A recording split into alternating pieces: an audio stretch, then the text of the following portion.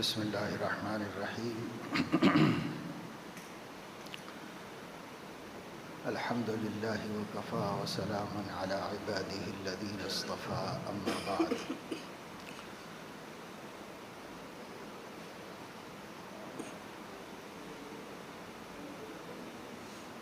قال النبی صلی اللہ تعالی علیہ وسلم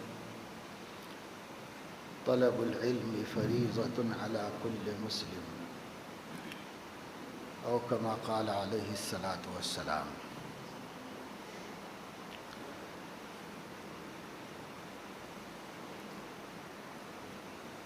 دنیا میں مذاہب بہت ہیں اور مختلف ناموں سے مختلف علاقوں میں پھیلے ہوئے ہیں۔ ہزاروں دین ہیں جن کو لوگ مانتے ہیں، اس کے مطابق عقیدہ رکھتے ہیں، اس کے مطابق چلتے اور عمل کرتے ہیں۔ لیکن آپ جانتے ہیں کہ اللہ تعالیٰ نے جب خاتم النبیین سیدنا محمد الرسول اللہ صلی اللہ علیہ وسلم پر اپنی آخری کتاب اتاری، آخری دین نازل فرمایا، آسمانی ہدایتوں کا بھی آخری ہدایت نامہ اور مکمل دستور حیات اپنے آخری لاڈلے اور محبوب پیغمبر کے ذریعے ان کی امت کو عطا فرما دیا، تو اللہ نے فرمایا الیوم اکملت لکم دینکم واتممت علیکم نعمتی ورضیت لکم الاسلام دینا۔ یہ آیت حجۃ الوداع میں نازل ہوئی۔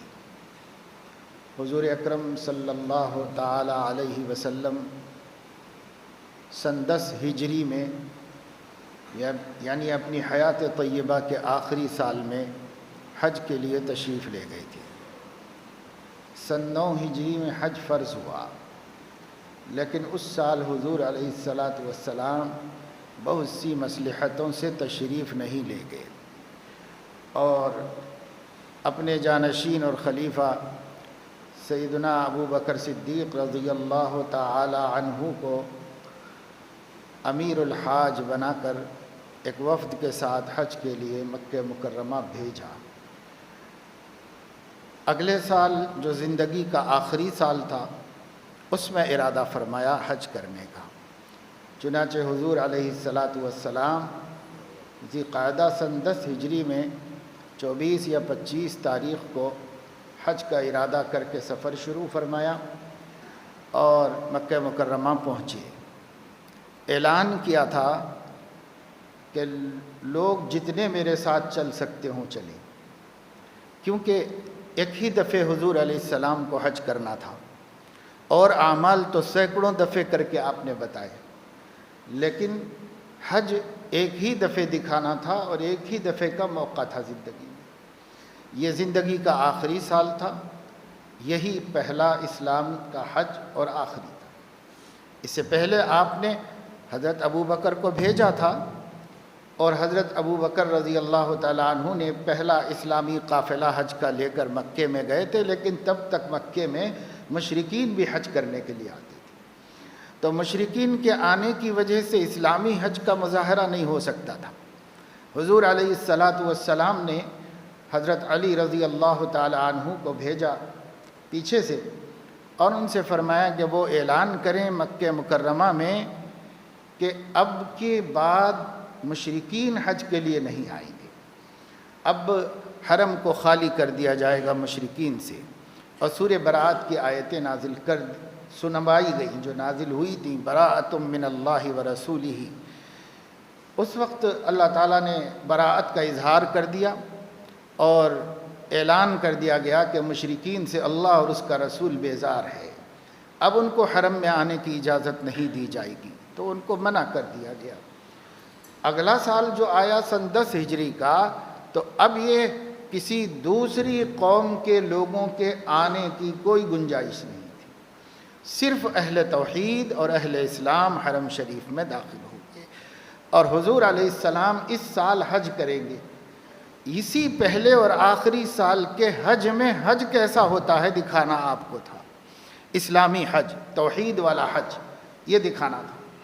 چنانچہ حضور علیہ السلام نے پہلے والے سال سن 9 ہجری میں تو صفایا کرا دیا اللہ کی طرف سے، جب حرم مشرکین کے اختلاط سے اور ان کی شرکت سے پاک ہو گیا، تو اب امام الانبیاء صلی اللہ علیہ وسلم حج کے لیے تشریف لے گئے۔ آپ نے حج کیا، خذوا عنی مناسککم، لوگوں سے فرماتے تھے دیکھو میری ہر ادا کو دیکھتے رہو اور نوٹ کرتے رہو، اس لیے کہ یہی ایک دفعہ بتا رہا ہوں کہ حج کیسے ہوگا، اسلامی حج کیسے ہوگا، اس لیے اس کو محفوظ کرنا ہے۔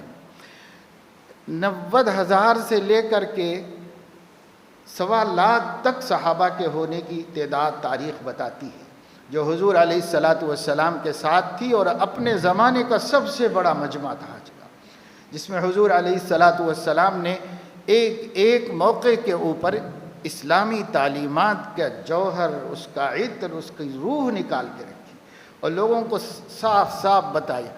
یہی نہیں کہ حج سکھایا، بلکہ اپنے پورے 23 سال کی دعوت کے خلاصے بھی جگہ جگہ بتاتے رہے۔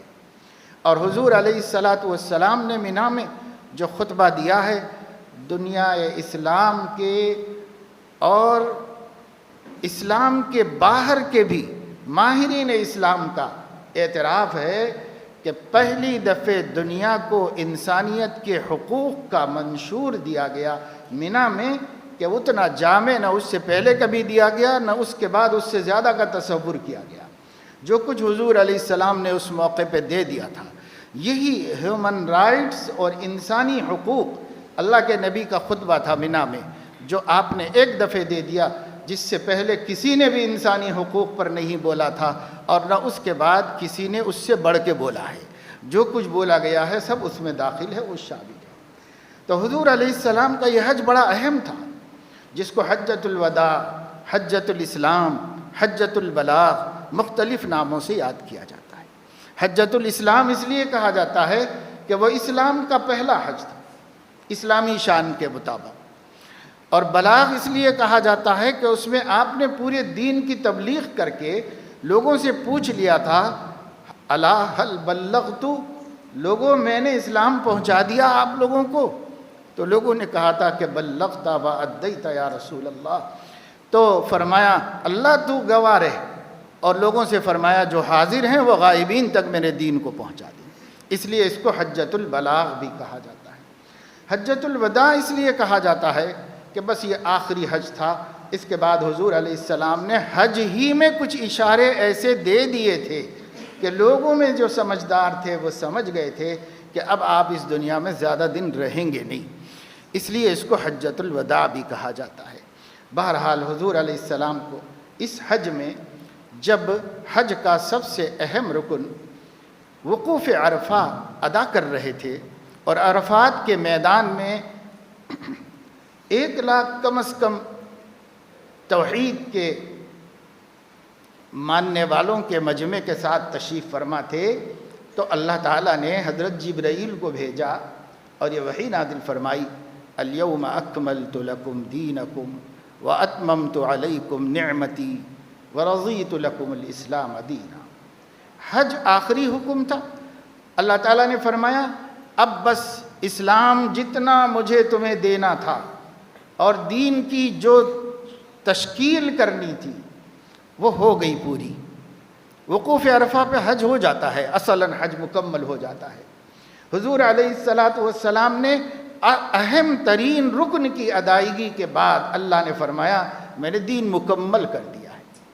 اب دین حج کے حکم کے بعد دین مکمل ہو گیا۔ اب اس سے پہلے جتنے احکامات آئے تھے وہ اس سے پہلے تھے، یہ آخری حکم ہے۔ اس لیے فقہا حج کو اسلام کا آخری اور تکمیلی رکن کہتے ہیں۔ تکمیلی رکن اس لیے کہتے ہیں کہ اس پر اللہ نے مکمل کر دیا دین اسلام۔ الیوم اکملت لکم دینکم، آج کے دن میں نے تمہارا دین تمہارے لیے مکمل کر دیا۔ اور دین کیا ہے؟ بہت غور کرنے کی چیز ہے ہم لوگوں کو، خصوصاً ہمارے نوجوانوں کو۔ دین کیا ہے؟ اللہ فرما رہے ہیں وَأَتْمَمْتُ عَلَيْكُمْ نِعْمَتِي، میری کامل ترین نعمت میری سب سے بڑی نعمت اور سب سے بڑا انعام اپنے بندوں کے لیے وہ دین ہے۔ اس لیے تکمیل دین کو اتمام نعمت فرمایا، الیوم اکملت لکم دینکم واتممت علیکم نعمتی۔ ہزار نعمتیں، لاکھ نعمتیں، کروڑ نعمتیں ہیں اللہ کی، لیکن جو سب سے بڑی نعمت ہے وہ اس کا دین ہے۔ افسوس کہ ہم نے ہر نعمت کو نعمت سمجھا لیکن اس کے دین کو نعمت نہیں سمجھا۔ معمولی اپنی جوتی کو، اپنی کتاب کو، اپنے قلم کو، اپنے چشمے کو، اپنے موزوں کو تک نعمت سمجھا، اپنے گھر کو نعمت سمجھا، اپنی روزی کو نعمت سمجھا۔ بے شک یہ نعمتیں ہیں، ہر چھوٹی سی چھوٹی چیز نعمت ہے۔ وَمَا بِكُم مِّن نِّعْمَةٍ فَمِنَ اللَّهِ، ہر نعمت اللہ کی دی ہوئی ہے، لیکن سب سے بڑی نعمت اگر مومن کے پاس ہے تو وہ دین ہے، اور اسی کو ہم نے چھوڑ رکھا ہے۔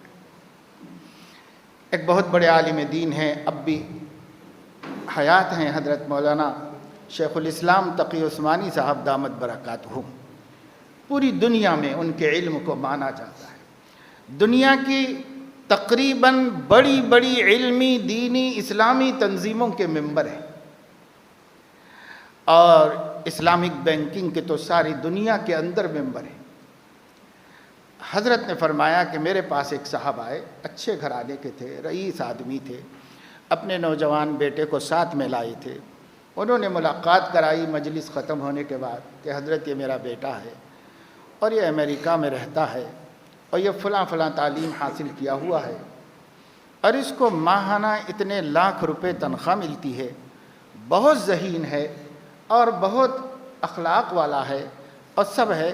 یہ اس کی بہت سی خوبیاں انہوں نے بیان کی، اس کی تعریف کی، اس کی دنیا کی، اس کے مال کی، اس کی ذہانت کی، اس کی ڈگری کی، اس کی کمائی کی، اور ماں باپ کے ساتھ اس کے اچھے سلوک کی، سب چیزوں کا کہا۔ کہ اس کے بعد انہوں نے کہا مگر حضرت ایک تھوڑی سی کمی ہے اس کے اندر، وہ یہ کہ دین کی طرف اس کا رجحان نہیں۔ یہ انہوں نے آخر میں معمولی بات سمجھ کر حضرت کے سامنے بیان کی۔ تو حضرت نے فرمایا کہ تعجب ہے، آپ کی بات، آپ نے جو بات کی ہے آپ کے بچے کی، بہرحال اس کی خوبیوں کی میں بھی تعریف کرتا ہوں، لیکن آپ نے جو بات بیان کی ہے اس کے لیے مجھے ایک مثال یاد آ گئی، اور وہ مثال یہ ہے کہ ایک آدمی بیمار ہوا اور وہ بستر پہ پڑا ہوا تھا۔ حکیم صاحب کو بلایا گیا، ڈاکٹر کو، حکیم کو۔ اس نے آیا، آنے کے بعد اس نے سب چیک کیا، دیکھا، اور اس کے بعد کہنے لگا کہ ماشاءاللہ آپ کا بچہ بالکل اچھا ہے، صحت مند ہے، خوبصورت ہے، اس کے بال بھی بہت عمدہ ہیں، اور اس کے ہاتھ پیر بھی بہت سڈول ہیں، اس کا چہرہ بھی بہت خوبصورت ہے، اور یہ ساری اس کی تعریفیں کرنے کے بعد کہا بس ایک کمی ہے، وہ یہ ہے کہ اس کی روح نکل گئی۔ تو فرمایا کہ یہ جو مثال ہے ٹھیک وہی مثال آپ اپنے بچے کی اس وقت میرے سامنے رکھ رہے ہیں۔ جب دین نہیں ہے تو کیا باقی ہے اس کے پاس؟ ساری دنیا ہو، بادشاہت ہو تو کیا ہے، اگر دین نہیں ہے تو پھر کیا ہے؟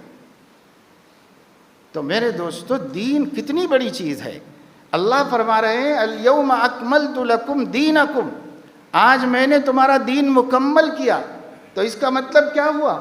اتممت علیکم نعمتی، میں نے جتنی نعمتیں تمہیں دینی چاہیے سب سے بڑی نعمت تم کو دے دی، اپنی نعمت تم پر مکمل کر دی اسلام دے کر۔ اور اسلام سے پہلے تمہارے اوپر نعمتیں تھیں مگر کامل نعمت تمہارے پاس نہیں تھی، کامل نعمت اسلام ہے۔ یہ ہے دین کا مقام، اور یہ مقام اپنی اولاد کو سکھانا ہے کہ دین کیا ہے، سب سے بڑی چیز ہے۔ ورنہ وہی غلطی ہر وہ باپ کرے گا جو اس شخص نے کیا کہ سب کچھ اپنے بچے کا اچھا ہے، بس اتنی سی کمزوری ہے کہ دین کی طرف رجحان نہیں۔ یہ کیا اتنی سی ہے؟ یہ نہیں ہے تو روح نہیں ہے، زندگی بیکار ہے، جینا ہمارے لیے نحوست ہے اور تف ہے اور افسوس ہے اس حیات پر جس میں صحت بھی ہو اور قوت بھی ہو اور طاقت بھی ہو اور مال بھی ہو اور تعلیم بھی ہو اور عزت بھی ہو، شہرت بھی ہو، حکومت بھی ہو، لیکن دین نہیں ہو تو اس زندگی پہ تف ہے، لعنت ہے اس زندگی کو۔ کیا زندگی ہے؟ لیکن آج مسلمان اسی زندگی پر فخر کر رہا ہے اور دین کے نہ ہونے کو معمولی بات سمجھ رہا ہے، معمولی بات۔ جب مریں گے تب پتہ چلے گا کہ جو کچھ تھا وہ کیا تھا اور جو نہیں تھا وہ کیا تھا، اس کا پتہ مرنے کے بعد چلا۔ افسوس یہودیوں کو تو سمجھ میں آیا لیکن ہماری سمجھ میں نہیں آیا۔ بخاری شریف میں حدیث ہے کہ سیدنا عمر بن الخطاب رضی اللہ تعالی عنہ سے ایک یہودی نے کہا، آپ لوگوں کے قرآن میں ایک آیت ایسی ہے اگر ہماری تورات میں نازل ہوتی تو ہم اس کے نزول کے دن کو عید کا دن بنا دیتے، اس دن عید مناتے ہم اگر وہ آیت ہماری کتاب میں نازل ہوتی۔ پوچھا کون سی آیت؟ کہا اليوم اکملت لکم دینکم واتممت علیکم نعمتی ورضیت لکم الاسلام دینا۔ اللہ نے ہمارے نبی حضرت موسیٰ سے نہیں کہا کہ اتممت علیکم نعمتی، حضرت عیسیٰ سے نہیں کہا اتممت علیکم نعمتی، وہ آپ کے نبی سے کہا، آپ کی کتاب میں نازل کیا ہے۔ ہماری کتاب میں اتری ہوتی تو ہم اس کو عید کا دن بنا دیتے۔ دیکھیے آیت کی اہمیت کو اس نے سمجھا کہ نہیں سمجھا؟ سمجھا، تبھی وہ اس بات کو پیش کر رہا ہے۔ لیکن حضرت عمر رضی اللہ تعالیٰ عنہ نے اس کے جواب میں فرمایا، جب پوچھا کون سی آیت؟ تو یہ آیت۔ فرمایا ہمیں خوب معلوم ہے کہ یہ آیت تو عید کے دن ہی اتاری گئی ہے، ہم کیا بنائیں گے اس کو عید، یہ اتاری ہی گئی ہے عید کے دن۔ اب کیسے؟ تو عرفے کے دن اتاری گئی تھی اور اس دن جمعہ تھا، اور حضور علیہ السلام نے فرمایا کہ الجمعۃ عید للمؤمنین۔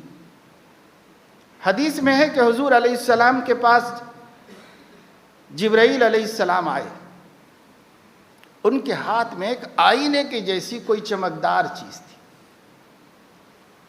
اس پر ایک چھوٹا سا دھبا تھا، باریک نقطہ تھا، ایک چھوٹا سا سیاہ دھبا تھا، اور باقی پوری وہ جو چیز تھی آئینے کی طرح شفاف و چمکدار تھی۔ حضور علیہ السلام کو سلام کیا، آپ نے جواب دیا اور فرمایا یہ کیا ہے آج آپ کے ساتھ میں؟ کہا یہ جمعہ ہے، یہ جمعہ ہے۔ کہا یہ کیا ہے؟ کہا اس میں خیر ہے۔ کیا خیر ہے؟ کہا یہ سید الایام ہے، یہ عید للمؤمنین ہے، مسلمانوں کی عید ہے۔ حضور علیہ السلام نے فرمایا کہ اس میں وہ دھبا کیا ہے؟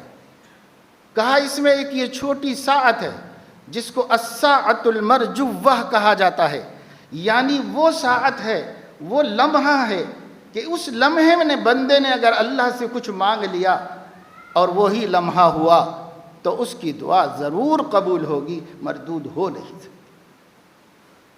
لیکن یہ لمحہ بتایا نہیں گیا،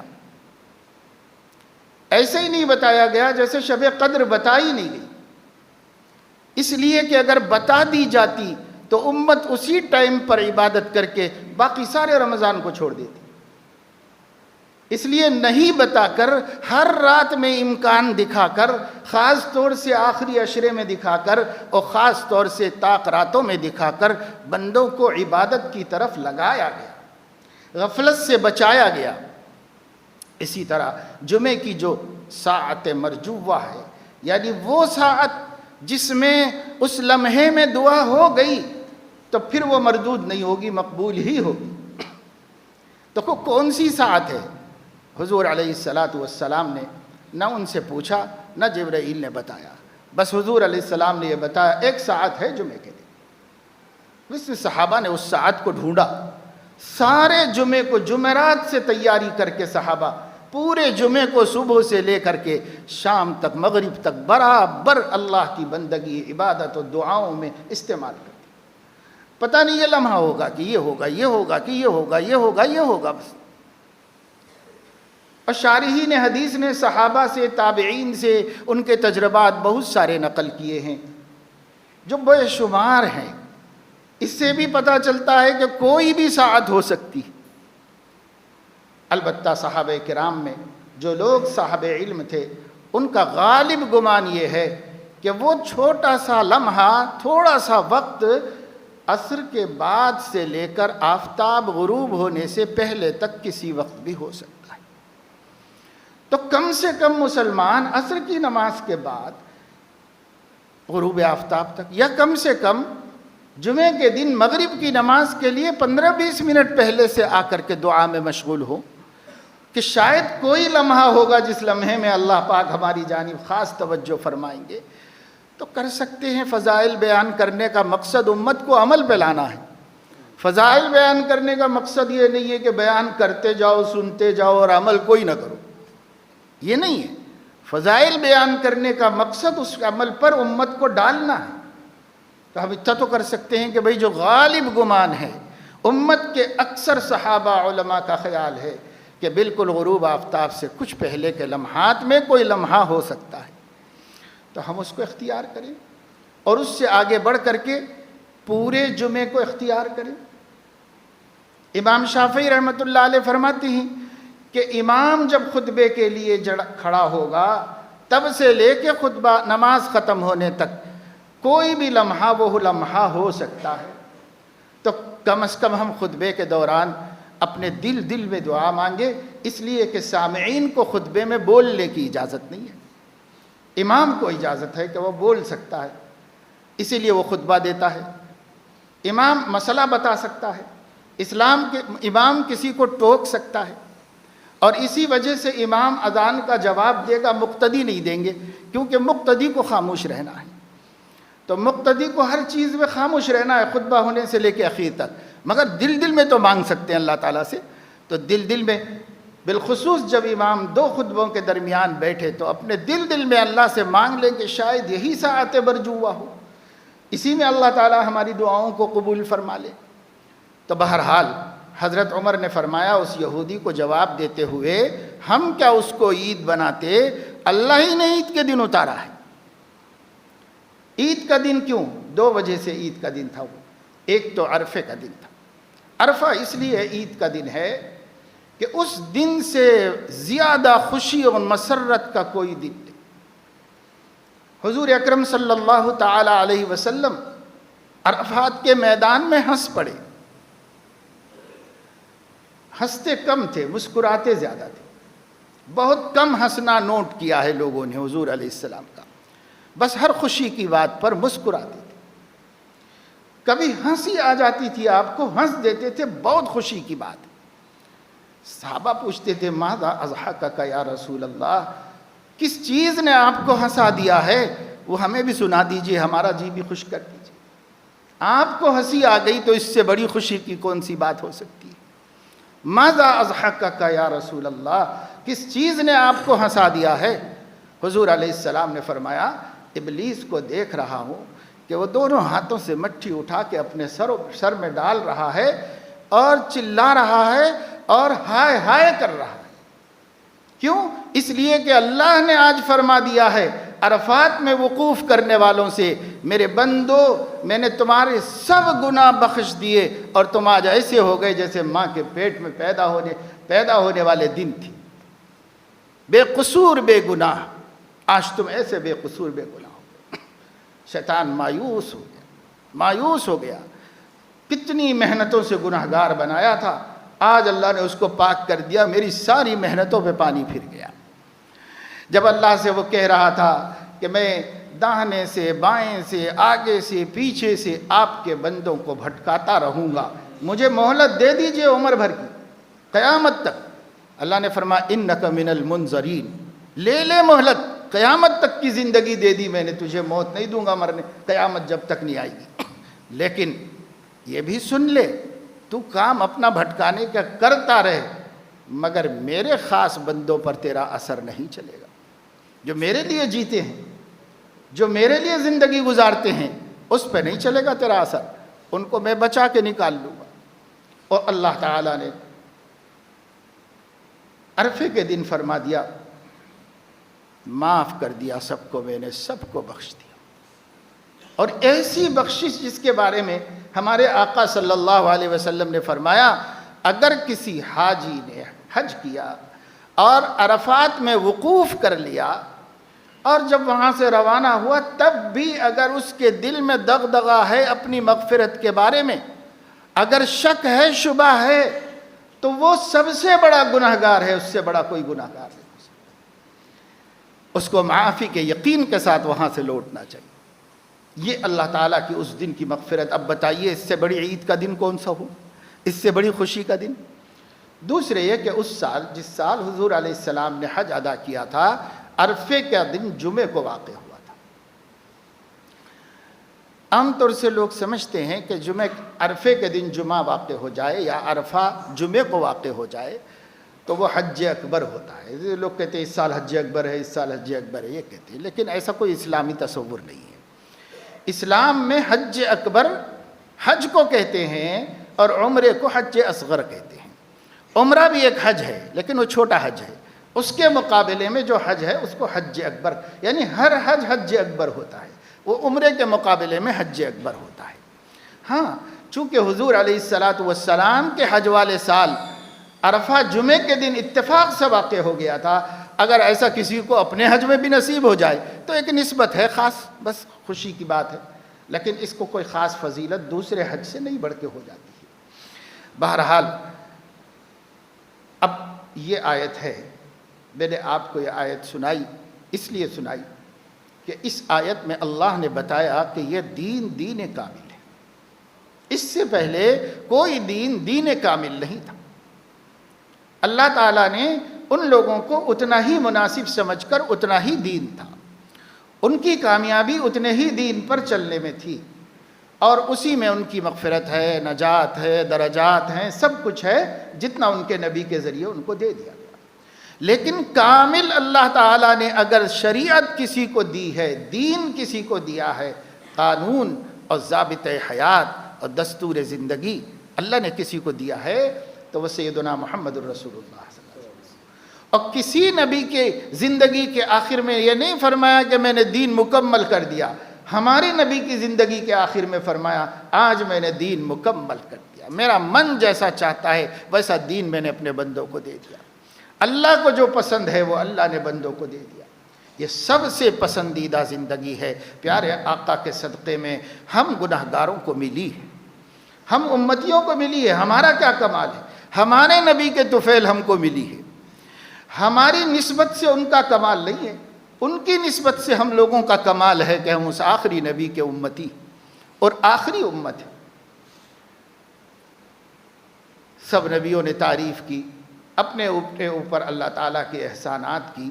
معراج کی شب میں جب بیت المقدس میں حضور علیہ السلام کے استقبال میں ایک چھوٹی سی تقریب منعقد کی گئی تھی. جبرائیل علیہ السلام موجود تھے، حضور علیہ السلام تھے، اولو العزم پیغمبر بھی اسٹیج پر آئے اور تمام انبیاء 1,24,000 حاضر ہوئے. اولو العزم پیغمبروں کو تھوڑا تھوڑا کچھ اظہار خیال کا موقع دیا گیا اس اسٹیج پر. حضرت ابراہیم علیہ السلام نے کہا اللہ کا شکر ہے جس نے مجھے منتخب کیا اور اپنا خلیل بنایا، اور اللہ کے انعامات کی تعریف کی کہ آگ سے بچایا اور نمرود سے حفاظت فرمائی وغیرہ وغیرہ. موسیٰ علیہ السلام نے اپنی تعریف کی، اللہ نے جو ان پہ انعام فرمایا تھا. عیسیٰ علیہ السلام نے اپنے پر جو احسانات ہوئے تھے ان کا ذکر کیا اس میں. نوح علیہ السلام نے اپنے اوپر احسانات کا ذکر کیا، آدم علیہ السلام نے کیا. یہ چند بڑے بڑے انبیاء تھے جن سے اس وقت میں ہمارے نبی کے استقبال میں کچھ کہنے کا موقع دیا گیا. سب سے آخر میں جبرائیل نے ہمارے نبی صلی اللہ علیہ وسلم سے کہا آپ بھی کچھ ارشاد فرمائیے. حضور علیہ السلام نے فرمایا اس اللہ کا شکر ادا کرتا ہوں جس نے مجھے خاتم النبیین بنایا، اپنا محبوب بنایا، رحمت للعالمین بنایا، اور میری امت کو خیر امت بنایا. اپنی امت کی خیریت کا وہاں تذکرہ کیا. میری امت کو خیر امت بنایا. کوئی نبی نہیں کہہ سکتا تھا، اس لیے کہ کسی نبی کی امت کو خیر امت نہیں بنایا گیا تھا. خیر امت اس نبی کی امت کو، خیر الانبیاء کی امت کو خیر الامم بنایا گیا، سب سے بہترین امت بنایا گیا. بہترین امت کس وجہ سے ہے؟ اخرجت للناس یأمرون بالمعروف وینہون عن المنکر، تأمرون بالمعروف وتنہون عن المنکر. اس وجہ سے یہ خیر امت بنائی، کیونکہ یہ امت صرف اپنی آخرت بنانے کی فکر نہیں کرتی، اللہ کے بندوں کی عاقبت درست کرنے کی فکر بھی کرتی ہے. اس لیے اچھی باتوں کی دعوت دیتی ہے اور بری باتوں سے منع کرتی ہے اور روکتی ہے ایک دوسرے کو. اس وجہ سے یہ خیر امت ہے. صرف اس نبی کی امت ہونے کی وجہ سے نہیں، بلکہ خیریت کا سبب بھی قرآن میں بتا دیا گیا. اس وجہ سے اگر ہم کرتے ہیں یہ کام کہ اپنے آپ کو، اپنے گھر والوں کو، اپنے پڑوس کو، اپنے تعلقات والوں کو، کم سے کم ان لوگوں کو جو ہمارے ماتحت ہیں اور جن پر ہماری چلتی ہے، امر بالمعروف نہی عن المنکر کرتے ہیں، تب تو ہم خیر امت ہیں. نہیں تو خیریت تو اسی وجہ سے ہمیں دی گئی ہے. وہی نہیں کرتے تو پھر کیسے خیر امت ہوں گے؟ خیر امت اس وجہ سے. حضور نے اس پر فخر کیا انبیاء کے سامنے، 1,24,000 انبیاء کے سامنے. پھر اوپر گئے، جب عرش پر پہنچے تو اللہ رب العزت نے کہ اللہ تعالیٰ کو حضور علیہ السلام نے نیاز عبدیت پیش کیا. چھوٹا بڑے کے سامنے جاتا ہے تو نیاز مندی کے کلمات کہتا ہے. یہ ساری دنیا کا ادب ہے. چھوٹا بڑے کے سامنے جائے تو نیاز مندی کے کلمات کہے، اور بڑا اپنے چھوٹے پر انعام اور اکرام اور نوازشوں کا معاملہ کرے. حضور علیہ السلام اللہ کے حضور میں گئے، ساری دنیا کو تو سکھایا کہ ایک دوسرے سے ملو تو السلام علیکم ورحمۃ اللہ وبرکاتہ کہو، لیکن یہ سلامتی تو اللہ کی طرف سے ہے. اللہ سے ملیں گے تو کیا کہیں گے؟ اللہ سے ملے تو ہمارے حبیب نے کہا التحیات للہ والصلوات والطیبات. ہر قسم کی عبادتیں، چاہے وہ زبان سے کی جاتی ہوں، چاہے وہ بدن سے کی جاتی ہوں، چاہے وہ مال سے کی جاتی ہوں، سب اللہ کے لیے کی جاتی ہیں. اللہ ہم آپ کے لیے ہیں، سب کچھ ہمارا، ہر عمل آپ کے لیے. اللہ تعالیٰ نے فرمایا السلام علیک ایھا النبی ورحمۃ اللہ وبرکاتہ. یہ تو اللہ ہی سلام ہے اور اللہ ہی سلامتی دیتا ہے. اس لیے اللہ نے وہی بات کہی جو ہمیں سکھائی گئی کہ جواب میں کہو. اللہ کے نبی صلی اللہ علیہ وسلم نے، مگر اللہ کے لیے سلام نہیں تھا، اس لیے تحیہ نبی نے یہ پیش کیا التحیات للہ والصلوات والطیبات. اور چونکہ نماز مومنین کی معراج ہے، اس لیے ہمیں بھی یہی اللہ سے مخاطبت کے ہدایت دی گئی، اور اس سنت کے ذریعے ہماری عزت بڑھائی گئی کہ ہم بھی اللہ سے ایسے ہی مخاطبہ کرتے ہیں جب نماز کے اخیر میں بیٹھتے ہیں، تشہد میں بیٹھتے ہیں. التحیات للہ والصلوات والطیبات. نبی نے کہا، اللہ نے فرمایا السلام علیک ایھا النبی ورحمۃ اللہ وبرکاتہ. نبی ہماری بارگاہ میں آئے ہو، میری سلامتی، میری رحمت اور میری برکتیں آپ کے اوپر ہوں. اللہ کے نبی صلی اللہ علیہ وسلم کو اس وقت بھی امت فراموش نہیں ہوئی، امت کو یاد رکھا اور عرض کیا السلام علینا وعلی عباد اللہ الصالحین. اللہ پاک آپ کی یہ سلامتی میرے اوپر بھی، ہم نبیوں کے اوپر بھی، اور آپ کے سب نے ایک بندوں کے اوپر. یہاں صالحین سے مراد مومنین ہیں، عباد اللہ المومنین. سارے ایمان والوں پر آپ کی سلامتی، سارے ایمان والوں پر آپ کی رحمت. غرض یہ ہے میرے دوستو، یہ ہمارے نبی ہیں جنہوں نے ہمیں ہمیشہ یاد رکھا ہے، نہ فرش پہ فراموش کیا ہے، نہ عرش پہ فراموش کیا، ہر جگہ اپنی امت کو یاد رکھا ہے. 1.25 لاکھ انبیاء میں کسی کو اس خاص موقع پر اپنی امت یاد نہیں آئی، ہمارے نبی کو ہماری امت یاد آئی. انبیاء علیہ السلام میں تقابل نہیں کرنا ہے، لیکن میں صرف آپ کو یہ بتانا چاہتا ہوں کہ ہمارے نبی کو امت سے کس قسم کا والہانہ تعلق ہے، امت کی کتنی فکر ہے. یہ فرمایا کہ کوئی جوتا پہنے تو بھائی جھٹک لو اس کو. اس لیے فرمایا کہ ایک دفعہ آپ نے موزہ پہننا چاہا تھا تو ایک چیل نے جھپٹ کے اٹھا کے لے جا کر اوپر سے پلٹا تو اس کے اندر سانپ کا بچہ تھا، وہ گر گیا. آپ کے ذہن میں آیا کہ اپنی امت میں کہیں کوئی ایسی غفلت نہ کرے اور کہیں میری امت کو کوئی کیڑا ڈس نہ دے، کوئی تکلیف نہ پہنچ جائے. ایک ماں جتنا سوچ سکتی ہے اپنی اولاد کے بارے میں تکلیف سے بچانے کا، اس سے کہیں زیادہ ہمارے نبی صلی اللہ علیہ وسلم نے ہمیں دنیاوی تکلیفوں سے بچانے کا سوچا ہے. آخرت کی تو بہت بڑی بات ہے، دنیا کی تکلیفوں سے. کوئی آدمی اپنے گھر کی اس چھت پر نہ سوئے جس کے منڈیر نہ ہو، بالکونی نہ ہو، ایسے پہ نہ سوئے۔ کیوں فرمایا؟ مبادا نیند میں تم گر جاؤ اور ہڈی پسلی ٹوٹ جائے۔ تو کیا ان کا کام تھا؟ کیا وہ نبوت ہے کہ ہمیں سکھانا؟ وہ نبوت نہیں، لیکن نبی کی شفقت ہے اپنی امت کے اوپر۔ وہ سکھا رہے کہ ایسے ایسے کام مت کرو، ہر مشقت کے کام سے بچایا۔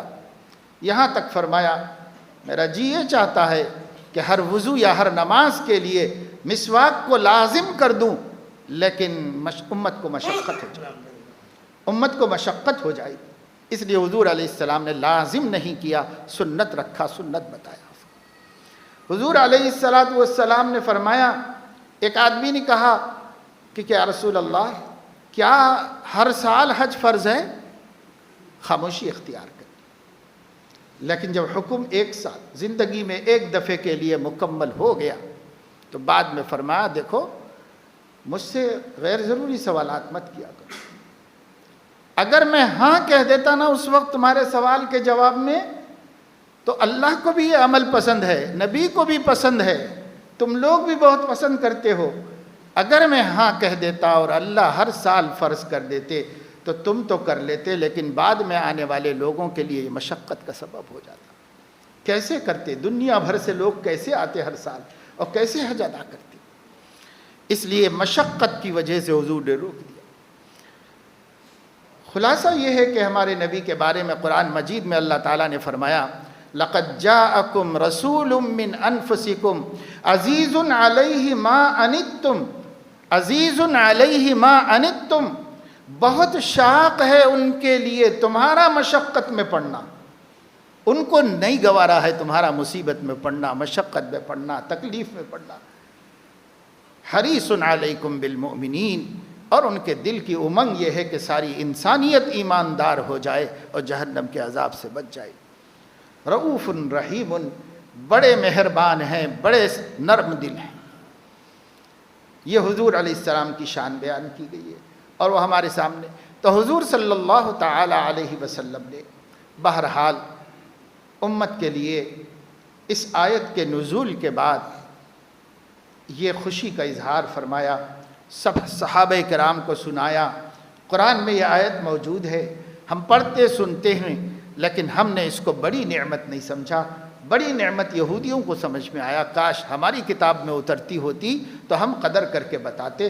کرتے نہ کرتے وہ الگ بات ہے، لیکن مسلمانوں کو تانا دینے کے لیے ہی صحیح یہودیوں نے کہا، اور حضرت عمر نے رد کر دیا اور اس کے تانے کو مسترد کر دیا اور کہا کہ ہم کیا بناتے جی، عید اللہ نے ہی عید کے دن اتارا ہے، اور وہ ہمیشہ جمعے کا دن مومنین کی عید کا دن ہے، اور یہ آیت اسی دن نازل ہوئی ہے۔ ہم ہر سال ہر ہفتہ جمعے کے دن خوشی مناتے ہیں۔ خوشی منانے کا سبب ایک یہ بھی ہے کہ یہ سید الایام ہے، اور یہ اللہ کے نزدیک سب سے محبوب دن ہے، اور ایک سبب یہ بھی ہے کہ اس دن اللہ نے ہمارے دین کو ہمارے لیے مکمل کر دیا ہے، اس وجہ سے بھی ہم مناتے ہیں۔ تو اس وجہ سے ہمیں چاہیے کہ اس دین کی اہمیت کو سمجھیں، قدر کو سمجھیں، اور اپنی اولاد کو بار بار سمجھائیں کہ بیٹا ساری دنیا مل جائے تو کوئی وقت نہیں ہے اس کی، اللہ کی نظر میں مچھر کے پر کے برابر بھی نہیں ہے، تو کیا اس پہ فخر کرے گا اور کیا ہم اس پر غرور کریں گے؟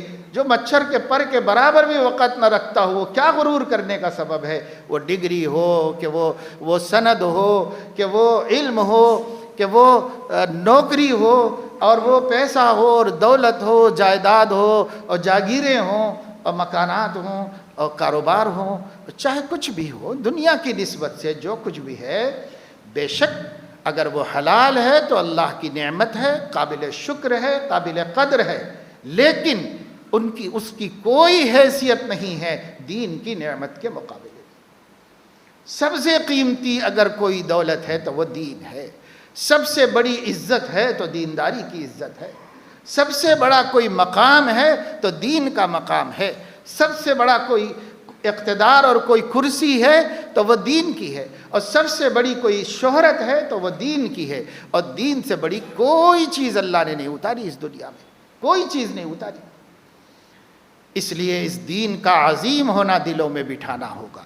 اس دلوں کا عظیم ہونا اپنی بیٹیوں کے دل میں، اپنے بیٹوں کے دل میں بچپن سے پیدا کرو، تاکہ وہ جب باشعور ہوں اور انہیں پتہ چلے کہ یہ چیز دین میں ہے، پردہ دین میں ہے، لباس کا صحیح ہونا دین میں ہے، ایک دوسرے کی عزت کرنا دین میں ہے، ماں باپ کی خدمت کرنا دین میں ہے، اخلاق کے ساتھ رہنا دین میں ہے، 5 وقتہ نمازیں پڑھنا دین میں ہے. جب ان کو پتہ چلے گا یہ دین میں ہے، یہ دین میں ہے، دین میں، چونکہ دین ان کے دل میں عظمت کے ساتھ بیٹھا ہوا ہے، تو جو دین میں ہوگا اسے وہ نہیں چھوڑیں گے، اور جو دین میں ہوگا اس سے وہ علیحدہ نہیں ہوں گے. ان کو تکلیف ہوگی، یہ دین ہے، یہ ہماری سب سے بڑی دولت، اور اس کو چھوڑ دوں میں. ان کو سمجھتا ہے ہم نے تو ان کو پیسے کی عزت سکھائی، دولت کی عزت سکھائی، ڈگری کی عظمت بتائی، ہر چیز کی عظمت بتائی، دین کی عظمت نہیں بتائی اپنے بچوں کو. بہت سے ماں باپ تو اللہ انہیں ہدایت و توفیق دے، ان کا حال یہ ہے کہ بچوں کو دین اس لیے قصدن نہیں بتاتے کہ بچوں میں دین کا رجحان ہو جائے گا اور جماعت سے نماز پڑھنے کا شوق ہو جائے گا، اور یہ ہو جائے گا، تلاوت کا شوق ہو جائے گا، ذکر کا شوق. بچوں کو اگر یہ شوق ہو جائے گا تو یہ اچھا نہیں پڑھیں گے، اچھا نہیں پڑھیں گے تو بڑے آدمی نہیں بنیں گے. اس لیے قصدن ماں باپ بچوں کو دین نہیں بتاتے کہ دین کیا ہے اور دین کی عظمت کیا ہے، قصدن نہیں بتاتے. میں جانتا ہوں شخصی طور پر ایسے ماں باپ کو بھی جو جان بوجھ کر بچوں کو روکتے اور یہ کہتے ہیں کہ وہاں پڑھ لے نماز، مسجد جانے کی کوئی ضرورت نہیں، قصدن روکتے ہیں. جن کے دلوں میں خود اسلام کی اتنی عظمت نہیں ہے، دین کی عظمت نہیں ہے، وہ اپنی اولاد کو کیا دین کی عظمت سکھائیں گے اور کیا ان کے پاس. اس لیے میرے دوستو بہت اہم بات ہے کہ ہم دین کو سمجھیں کہ دین ہے کیا اور دین کا مقام کیا ہے. وہ نہیں ہے تو کچھ بھی نہیں ہے، وہ ہے تو سب کچھ ہے. اس لیے اس کی طرف توجہ دینا چاہیے، دھیان دینا چاہیے، اہمیت دینا چاہیے، اور اس کو اتنا چرچا کرنا چاہیے کہ ہمارے گھر میں پلنے والے ہر چھوٹے بڑے کے ذہن میں بیٹھ جائے کہ اگر کوئی چیز دین ہے تو اسے چھوڑا نہیں جا سکتا. دین ہے تو اس کی عزت ہے، اس کی عظمت ہے. اس کا فائدہ یہ ہوگا کہ جتنا عمل کر سکیں گے کر لیں گے، اور جو نہیں کر سکیں گے اس پر نادم رہیں گے. اب تو گناہ کر کے فخر کر رہے ہیں، اللہ کی نافرمانی کر کے شان سے بیان کرتے پھر رہے ہیں. اگر دین کی عظمت ہمارے دل میں آئے گی تو کم سے کم شرمندہ تو رہیں گے کہ مجھے یہ نہیں کرنا چاہیے تھا، میں نے ایسا کیا. یہ بھی بڑی بندگی ہے اور یہ بھی اللہ کے نزدیک قدر کی چیز ہے. اللہ تعالی ہمیں اس کی توفیق نصیب فرمایا. آمین. وآخر دعوانا الحمدللہ.